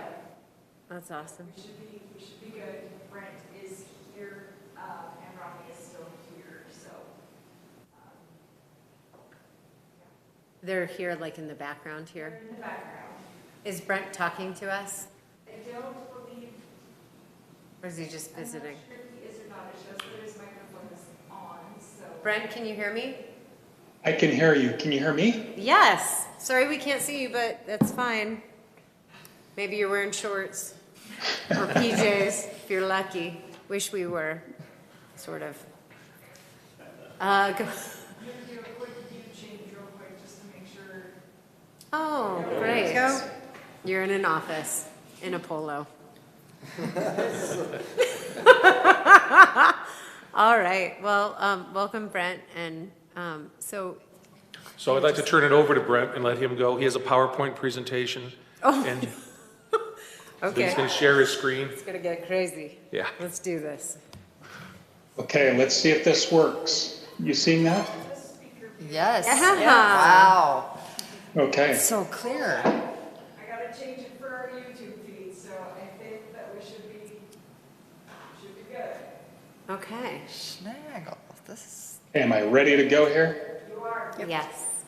Okay. Well, thank you all very much for the opportunity to present to you this evening. As Chuck said, we just kicked our study off within the past couple of weeks, and glad to be here to give you a preview of what we're going to be up to, with a particular emphasis on our public outreach strategy and process. Just an overview of the purpose of the project. It is to identify actionable steps and projects to achieve the community's mobility goals. We will come away with a list of projects and strategies, and you can see a list of them here as some of the categories we'll be looking at: multimodal, bicycles, pedestrians, sidewalks, street connections, access management, parking, signal improvements, etc. We are looking forward to seeing a little delay here. Should I? You're good. You're on project outcomes. We see project outcomes, and you sound in line. Okay, great. Okay. So the end goal of the project will be to come away with a project list prioritized based on community, stakeholder, community, and technical advisory input, and then also providing planning level cost estimates associated with each of those projects. We've divided our activities into 9 tasks, as you can see listed here, and I'm going to focus mostly this evening just on our public outreach process, highlighted in the blue there. But we will begin looking at the project previous plans and studies. We have a set of stakeholder interviews that we'll be doing here at the end of August, and then we'll launch into current and future conditions analysis. We'll then be going out to the public to ask for their input on the information that we've gathered to date. And then our second public outreach period will be focused on alternatives and strategies development. We will then bring together a set of recommendations, again, get community input and document that in the final transportation master plan. We have a few different bodies of decision-making here. The first level is our project management team. As Chuck mentioned, it's jointly managed by Grand County and the City of Moab. Chuck Williams is our city project manager. Grand County, we have John Gunther and Bill Jackson, and then the consulting myself and my partners here. Our next level of decision-making is a technical advisory committee. And these are composed of staff from the city and the county representing different disciplines, such as the roads, airport, trails, the planning department, et cetera. We want to make sure we have a diverse set, but these are professionals who can bring specific input to the transportation master plan based on their particular area of expertise. So what is the responsibilities of each of these decision-making groups? First, the project management team is our overall decision-making body. They will be providing final study input and direction, considering input from the technical advisory committee, the stakeholder groups, and the public. The role of the technical advisory committee is to provide that technical information and making sure that the project management team is making decisions that are informed. As I mentioned, we'll be reaching out to a broad set of stakeholder groups. Their role is to provide ideas and feedback on the advantages and disadvantages of alternatives in relation to their particular focus area responsibility. And lastly, the public, again, seeking input on their perspectives, advantages, and disadvantages of the alternatives that we will be bringing forward throughout the study. Here's our project schedule. As it shows, we kicked off the middle of July, just a couple of weeks ago. And I've highlighted in orange those periods where we will be soliciting public input. The first one will come here in later August with our stakeholder groups. And then again, with our public outreach phase 1 that will consist of stakeholder group presentations combined with a community meeting. Second one, which is in about the November timeframe, will be focused on strategies development, helping us identify what project strategies and tools we want to consider to improve mobility throughout the city. And then here towards the latter part, once we have our recommendations, again, coming forward to stakeholder groups, and then a final public meeting where we will bring that draft plan for review and comment. The stakeholder groups that we'll be visiting with here in late August, we've identified 9 different categories. Business owners, tourism focused with the shuttles, the river, bicycle tours, a group that will consist of the schools and universities, trails, public safety, emergency services, the construction industry, land management groups, including the Park Service, the BLM, state trust lands, and then groups that will consist of citizens at large and other interests. We want to mention we are currently working with the city and the county to identify the participants that will be asking to participate in that those stakeholder interviews. In addition to the very defined opportunities for public input, we're going to have ongoing opportunity, including establishment of a project website. The website is established. We are in the process of populating it with information. Right now, if you go there, that's all you'll see is a cover page, but we'll be loading it with project overview, our work plan, etc. We'll also have a project email address that will be monitored, grandcounty.moabtmp, that folks will be able to solicit, provide comment and request information at any time. And we have a project hotline that is established and will ring to our public engagement group. They will answer the phone, determine who is best to address the comment, and be able to direct that comment accordingly. Our community meeting number 1 will be conducted virtually with a focus on obtaining input on current conditions and needs. Prior to that meeting, we'll be advertising on social media, distributing a Facebook post, a news release, as well as developing an online engagement tool using tools such as SurveyMonkey or Social Pinpoint. And those are tools to provide the public to provide comments, helping us understand what's on their mind in terms of the major issues facing mobility within the community. Community meeting number 2 is focused on strategies development. We are anticipating that to be an in-person meeting pending conditions. But we'll be bringing that current conditions information and the initial strategies ideas, and we'll be coming together with a community to develop potential project strategies that we'll want to further investigate. I should cross out that conducted virtually. That's an error.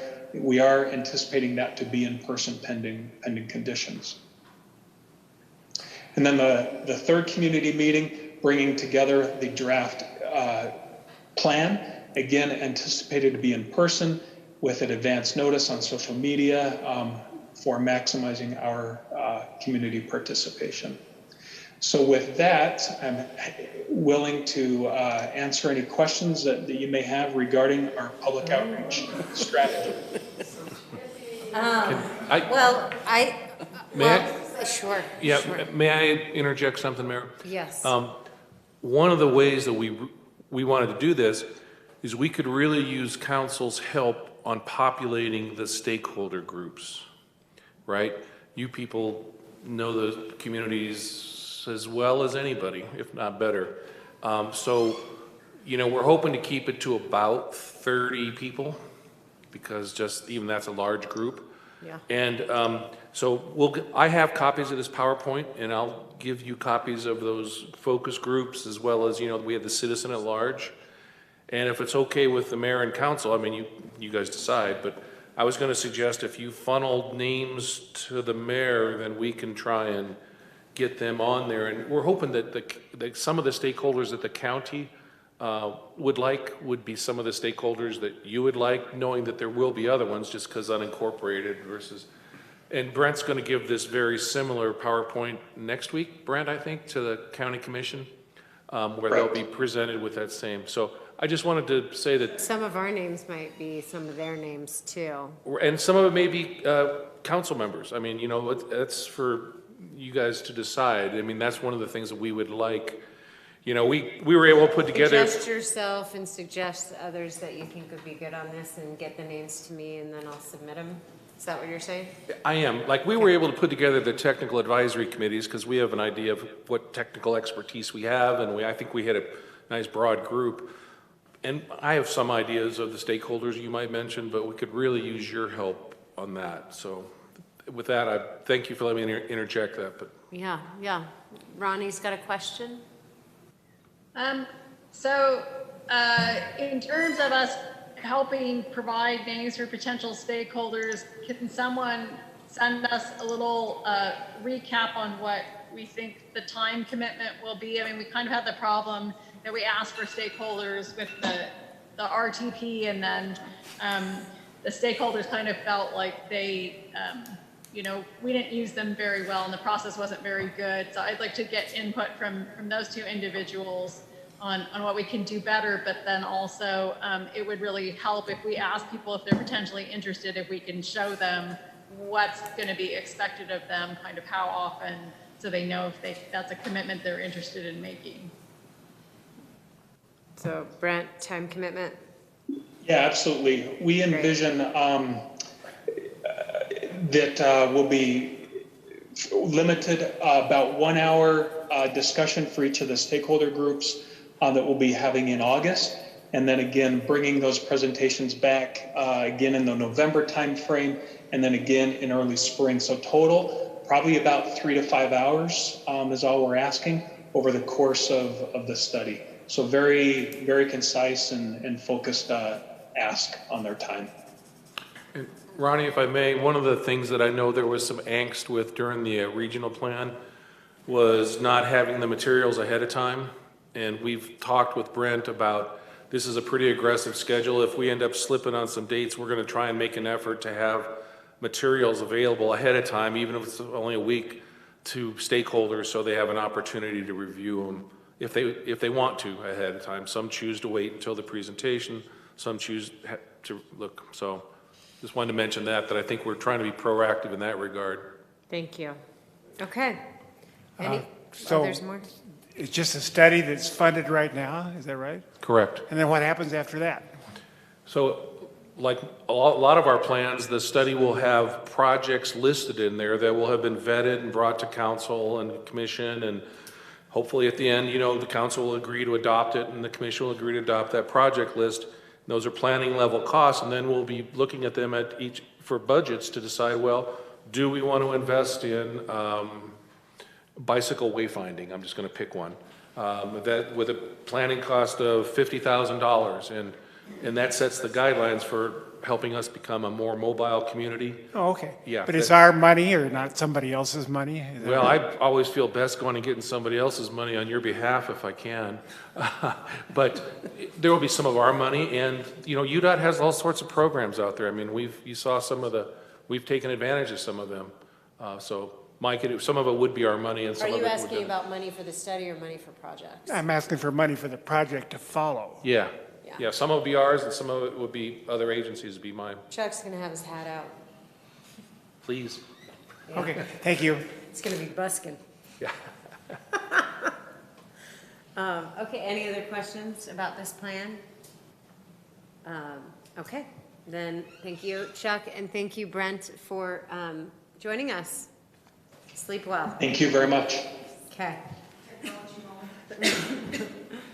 Awesome. Next on our agenda is 9.2, proposed resolution 26-2021, a resolution approving the plat amendment of property located at 382 West Care Campus Drive and 356 West Care Campus Drive, Moab, Utah, 84532, and the right-of-way realignment, briefing and possible action. I asked Chuck and Corey if they wouldn't mind showing us that realignment, just so that we could have it for now and future reference. And then just so that it's fresh on our brains, it's always nice to have a visual for us and anyone that's still with us in the internet on the line. And then I would entertain a motion after reviewing this alignment. Thank you for putting together the agenda items. They were well laid out for us. There you go. Nice. So realignment though. Yeah. Right, so this is the vicinity map, just showing what current parcel platting is, to get a representation of where the proposal is going, is essentially adjusting the MRH lots 3 and 4 for... Here you go. Actually, pull a little closer too. I just adjusted your volume too. Yeah. How's that? Just Great. right? Great, sorry. Lot 3 and 4 will be consolidated, so that parcel, or excuse me, the property line between those two would be vacated, and then with the right-of-way realignment on Orchard Park Lane there, off to the east, would be adjusted to the west, increasing Lot 5. So all of this adjustment, plat amendment overall, being done totally within the property of Mud Valley Healthcare LLC, or Inc., excuse me. So, Chuck, you want to jump over? Yeah. That might just work better.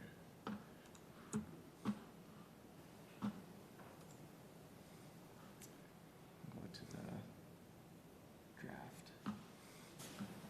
Survey plat? Yep. And we may need to zoom in here. Yep. Yeah. So this is really the intersection that'll be connecting Walnut Lane to the hospital campus. Yeah, so here is the hospital, generally speaking. This is Campus Care Drive. This is Campus Care Drive as it turns around and comes down to Williams Way.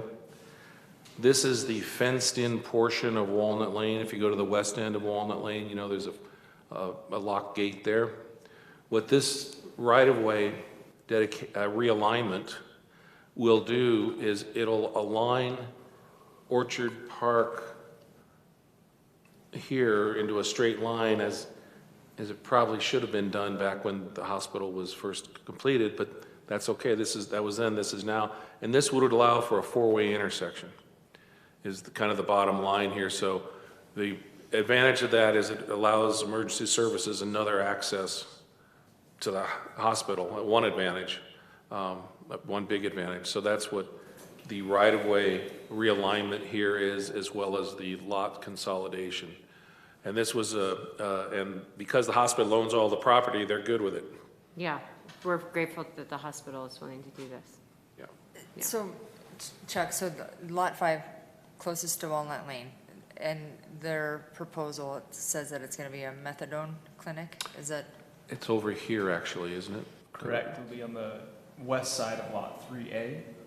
And then this consolidation allows them to build out that full clinic, which will be on that far west side. Over here. With the majority of Oh, parking. so not on the, I'm sorry. Right. Okay, Parking okay. will be on the east side of Lot 3A, and Over then here. shared off-site parking for the rest of the expansion, which is going through a site plan application right now.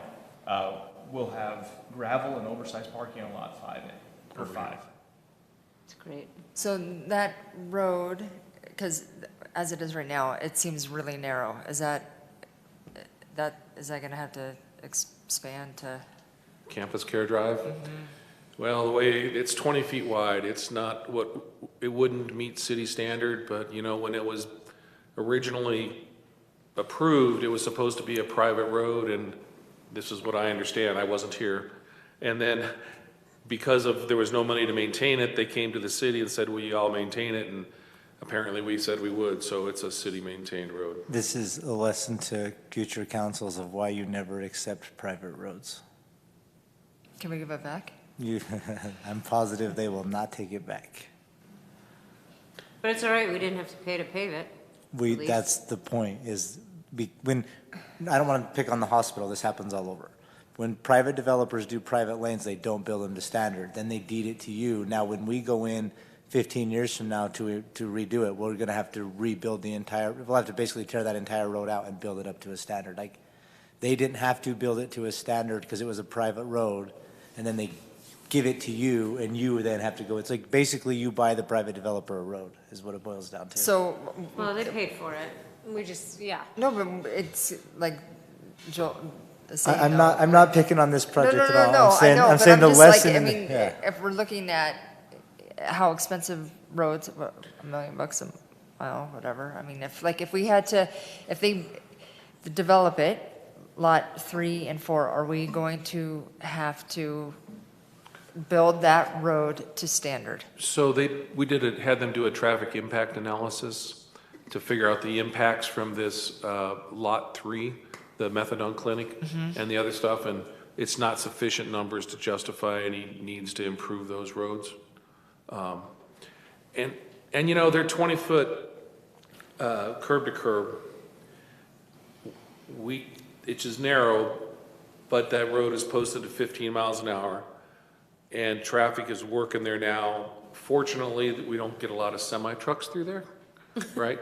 It's not, no, seriously, you know, I mean, it's not like a connectivity road, right? I mean, it's ambulances and people going to the doctor and the hospital, And occasionally what they're going to do is they have RVs that park hither and yon, and now there may be temporary, honestly, right, Corey, that they have people come to the hospital from out of town and can't afford to stay in a motel, and they might be there for a night, you know, and the lot would be something they would look at. And we don't know what their development plans are for Lot 5, right? Correct. Yeah. Yeah, it's planned to be vacant until future. And there's obviously no parking on Orchard Road either. I mean, there wouldn't be any room for it. I mean, it's bad enough as it is. That's correct. Both Campus Care would be no parking, and Orchard Drive would be no parking. The Orchard Drive, there'd be an opportunity to fix it, because they would build that, and it's 50-foot wide right-of-way, which we could fit our standard 24-foot road in, if we want to. But right now, they don't have any development plans for Lot 5. Yeah. The parcel, forgive me, the parcel at the far northwest corner, that little road comes up and cuts over into their lot there, that's not an issue, I take it, is that the senior citizens center? Let me toggle back. Senior centers. Talking about, see where the road Grand comes Center. off 4th, 5th West, and then kind of curves up. And Are you talking this one, or are you talking this one? that guy, right? This? Yeah. That's the senior center. That's good. Yeah, I'm just where this little thing here, that's what I'm talking about. There we It's go. not- Which one is? It was a vicinity map. You're quicker than this, I know. Mayor, would it be possible in the future to get a report from the hospital as to the needs for, I mean, this is a bigger social impact for our community. I mean, I'm just saying the fact that we are building a methadone clinic shows a bigger social wellness. Do we want to have the hospital come and do a presentation at our next meeting, or at a future meeting? A future meeting would be great. Okay. Mike, did we answer your question on that? Yeah, that's a senior citizens housing right there. So that's city property or county, I mean, whatever it is, nobody cares apparently We care. that the road is now inside their little parcel there, I guess not. I think there's an access easement through there. Just wondered. There's lots of utility and access easements surrounding the hospital because they're utility intensive. Okay. I wonder if it's for aligning with here. Okay, is there a motion? I move to approve Moab City Resolution 26-2021, resolution approving the plat amendment of property located at 382 West Care and 356 West Care Campus Drive, Moab, and right-of-way realignment. I'll second. Thank you. Discussion? Any further discussion? I'll call for the vote. All those in favor, say aye. Aye. Motion passes 5-0. Thanks, Chuck. Thanks, Corey. Thank you. I like your tie. Okay, 9-3, Grantwell Partnership Proposal, briefing and possible action. Hey, Ben. Thanks for sticking around all night long when you have twins and a newborn at home. Bet you got a bunch of stuff done. I might get more sleep here than I get at home. We hope she's not listening. No, thanks for sticking around. It means a lot. Thank you. So this is pretty exciting. This is something that RAP Tax in the state of Utah has done a lot of great things throughout the state. Salt Lake County, I think, was the first entity that adopted this, and it's really brought forth some really neat projects. A lot of neat entities have benefited from it culturally throughout the state that otherwise wouldn't be funded. So when I started here, I was really excited to hear that this was coming online. And a couple days ago, we received our first remittance of RAP Tax money. So we got that last week. And we anticipate receiving $320,000. That's what we have budgeted. It could come in slightly higher than that. But we have budgeted about $320,000 in RAP Tax proceeds. And where the current concept is to have a committee that allocates this money, that receives applications and makes recommendations to the council on how to spend that money. And in a program like that, typically you pool the money for a period of time so that you know how much you actually have to allocate. Wouldn't make a lot of sense to allocate that money right now because there's just not a lot there. So a few months ago, the city was approached by one of the board members of an organization called Grantwell. This is a student-ran organization for public administration students trying to help them get some real-world experience. And so the proposal that they put together would essentially outline the administrative aspects of the RAP tax application, the committee, the application process, and how that would look, and then how that would be presented to council. So I want to make it very clear that these are recommendations to the council on the creation of the committee and the application process. They are not even going to be making recommendations on who is funded and how that's funded. So this is just administrative purposes only. So again, these are things that are administrative tasks that will actually save staff time. So, creating the application, what should be included in the application. And they're going to be doing research with other organizations, what other entities have done and had success with in the RAP program. So Annie and I will serve as points of contact for this organization. And essentially what they're doing, so this is a student organization. These are public administration students. This is something that they could really do independently without the city's approval. But the idea here is that if the council reviews and agrees to this letter of intent, that it can really hold more substance. And when they have a deliverable, which is anticipated in December at the end of the current semester, so they will deliver a product at the end of this period, and they'll be able to say, okay, this is what the composition of the committee could look like. This is the application process. This is the calendar and timeline. And basically, the benefit to the city is that it doesn't cost anything for us, which is always a good thing. And we're not bound by any of their recommendations. So basically, they're just presenting what it would look like. And it saves staff time. So we'll have a professional product that we can kind of just plug and play, hopefully, is the end goal. Did you ask for references or talk to other communities that have used this Grantwell? I didn't. No, I know that they advertise the successes of the program and what entities. A lot of times they have a more active role in the actual grant process and allocating that money. This is more of just an administrative function. Is this a grad school program or undergraduate? Yeah, primarily public administration graduate students. Graduate program. Mm-hmm. Okay, well, Ben, the only thing I'm a little fuzzy about is, remember when the RAP tax came up, we had some residents who were pretty adamant about how they want to be part of the decision process about how the money was spent. And they had, local people would have had some of their own pet projects, if you will, for better or for worse.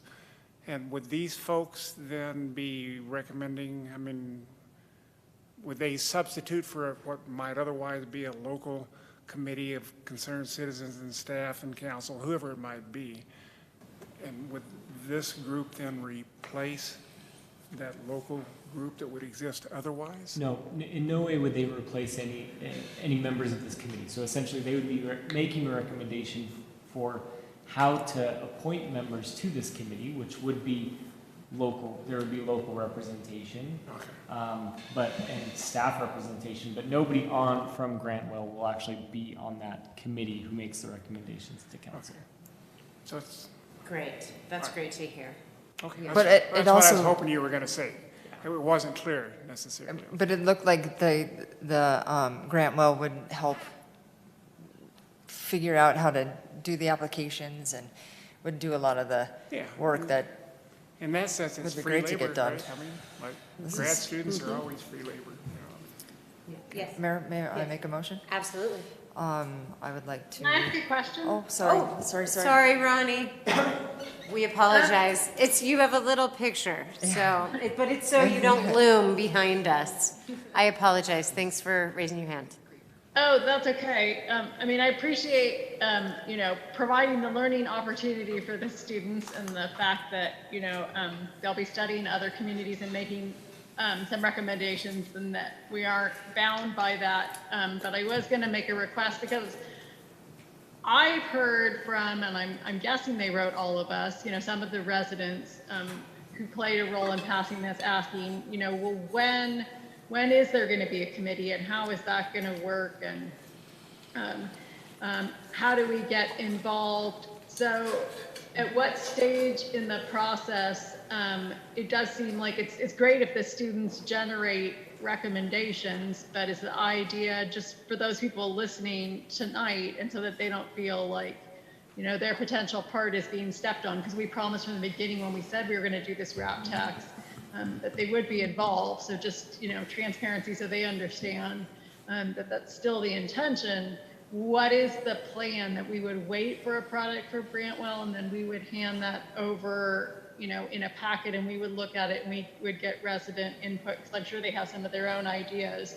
And it's great to look at other communities, but of course every community is different. So I do feel like there probably are good ideas in our community too about how to structure. So at what point do their ideas get contributed? So this process will end in December, and like Ben has said, this is just the procedural aspects of the administration.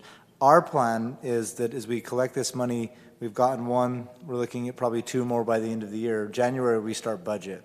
So as we go into that process in January, we'll bring to this council to set up that committee. We'll know how much money that is. We'll have these guidelines of recommendations of what that committee should look like, what those applications should look like, and you guys will approve how many people you want on the committee, who you want on the committee, and members of the community at that time will be pulled in with knowing how much money we have going into January, February, March as we go into that budget process of how we want to spend it, how much you want to put into that group, who's on that group. So that's coming.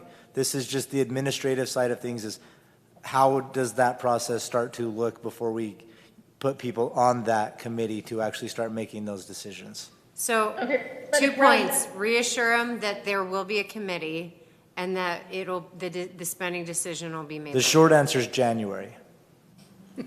Yeah, but so if they're listening tonight or, watch this in the future, and if they have input on, from their background or their role in passing the RAP tax, because we definitely had some residents who were very pivotal in passing it, who have some expertise in programs, if they have input about what they've experienced might be a good process, should they pass that information on to the Grantwell students, or they should just get it to us as a council by January? Get it to you as a council, because all the things that the grad students are going to pass on, that's just information for you guys to decide how many people you want on the council, what those grant programs you want to look like, what those applications. That's just information we're gathering that we can present to you, that you guys can then tell us, this is what we want it to look like, this is what the process needs to be. So that information needs to come to you guys so you have that as we present all that, and you can decide how exactly you want this committee to look. This committee, how many people are on it, how it functions, will all be determined by this council. Awesome. Okay, thanks. Thank you so much, Ben, for creating this opportunity for us to consider. Karen? I move to approve the partnership between the City of Moab and Grantwell and authorize the execution of the letter of intent. I will second. Okay, any final discussion? All those in favor say aye. Aye. Motion passes 5-0. Approval of the bills against the City of Moab. Tawny? I move to approve the bills against the City of Moab in the amount of $315,941.76. Thank you. Is there a second? Second. Not bad amount. All those in favor say aye. Aye. Motion passes 5-0. Can I make one comment Oh, about yes, the sorry. bills Yeah. and our upcoming property tax hearing? Oh, yes. If your property tax is less than $1,000, you will not buy, your taxes won't buy clothing for one officer for 1 year. Oh, interesting. Interesting. Dress for success. Okay, is there a motion to adjourn? So moved. Is there a second? Second. All those in favor? Aye. We are adjourned. Thanks. Oh, Tony was the second.